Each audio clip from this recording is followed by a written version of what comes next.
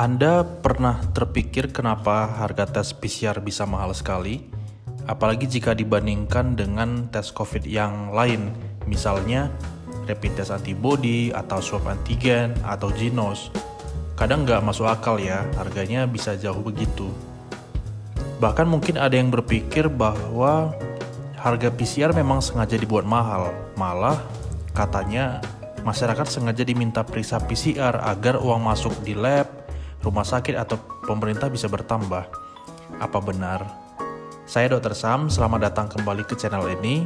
Dan video kali ini saya akan jelaskan apa alasan mengapa harga tes PCR bisa mahal dan apakah sengaja dibuat mahal. Harga PCR saat ini maksimal 900.000. Itu di luar biaya yang lain ya. Kadang di beberapa rumah sakit atau laboratorium ada biaya lain seperti biaya pendaftaran dan lainnya, sehingga harga bisa mencapai 1 juta atau lebih. Wow, cukup mahal ya. Tapi ada alasan mengapa harga PCR ini bisa mahal. Yang pertama, karena reagen PCR untuk COVID-19 itu mahal dan harus diimpor dari luar negeri. Kita belum bisa membuat reagen ini. Dan negara lain juga impor kok, bukan karena kita saja yang tidak mampu. Harga reagen yang mahal sekaligus biaya impor yang mungkin cukup mahal pasti berkontribusi menyebabkan tingginya harga PCR. Yang kedua, alat-alatnya mahal, termasuk mesinnya juga tentu mahal.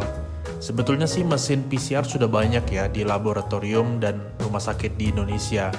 Selama ini juga memang sering digunakan untuk penyakit-penyakit lain, seperti tuberkulosis misalnya. Jadi kita tinggal beli reagennya saja, tapi tetap saja mesin PCR ini mahal. Sehingga mesin ini punya value yang harus dibayar untuk setiap kali melakukan pemeriksaan.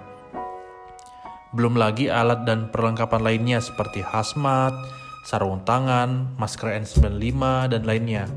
Kalau jumlah orang yang diswab banyak mungkin bisa hemat ya, hanya tinggal ganti sarung tangan saja setiap orangnya. Tapi kalau misalnya yang diswab hanya 1 orang tentu cukup rugi.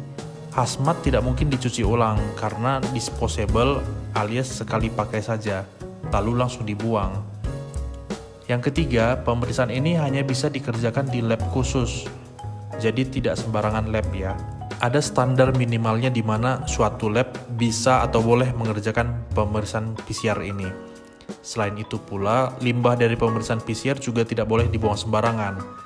Sehingga pengerjaan pemeriksaan ini tidak boleh di tempat yang abal-abal, jadi harus di lab khusus atau lab di rumah sakit yang memang layak untuk mengerjakan ini. Keempat, SDM-nya harus terlatih. SDM yang mengerjakan ini juga tentunya sudah menjalani pelatihan khusus untuk pengambilan sampel swab. Jadi bukan orang sembarangan ya. Kadang saya bingung dengan orang-orang yang melakukan pengambilan swab mandiri di rumah. Mereka melakukan colok hidung sendiri. Saya pikir sih itu tidak standar, karena sampel swab harus dikerjakan oleh petugas yang terlatih. Karena itu, jasa untuk petugas atau SDM-nya juga harus dipikirkan, sehingga harga bisa naik juga, bisa makin mahal harga PCR karena itu. Yang kelima, risiko kerjanya tinggi. Saya rasa ini cukup jelas, karena risikonya dapat tertular infeksi bagi petugas. Meski petugas sudah menggunakan APD, tetapi tidak ada yang bisa menjamin petugas itu tidak tertular. Nah, karena alasan-alasan itulah tes PCR ini menjadi mahal harganya. Sayangnya memang tes ini masih menjadi standar baku atau gold standard untuk diagnosis COVID-19. Belum ada pemeriksaan lain yang menggantikan tes ini. Dengan penjelasan tadi, tentu kita sudah paham ya bahwa harga tes PCR itu bukan disengaja dibuat mahal, tetapi memang karena value-nya mahal. Saya harap kita paham tentang topik kali ini ya. Kalau ada yang kurang dipahami silakan ditanyakan. Atau apabila ada pertanyaan yang ingin kita ulas, boleh tinggalkan usul di kolom komentar di bawah. Terakhir, jangan lupa like, share, dan subscribe channel ini ya. Saya Dr. Sam, terima kasih.